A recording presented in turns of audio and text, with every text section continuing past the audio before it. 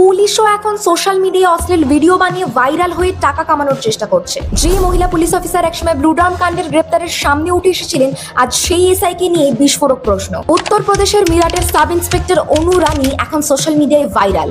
সেই ভাইরাল হওয়ার কারণ কি জানেন? তিনি এখন সোশ্যাল মিডিয়ায় খোলামেলা পোশাক পরে, বলা চলে অশ্লীল পোশাক পরে ভিডিও বানাচ্ছেন। আর সেই ভিডিওর নিচে রয়েছে কিউআর কোড।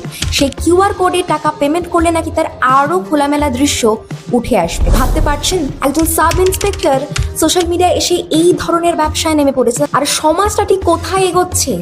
পুলিশ অফিসার যিনি কিনা সাব ইন্সপেক্টর, তিনি এমন কাজের সঙ্গে লিপ্ত। আর এই ভিডিও ভাইরাল হতেই তাকে সাসপেন্ড করা হয়েছে। একজন মহিলা সাব ইন্সপেক্টরের যদি মানসিকতা এমন রূপ ধারণ করে, তাহলে সমাজের উন্নয়নটা হবে কোথা থেকে? আপনি কি এই বিষয়গুলিকে সমর্থন করছেন?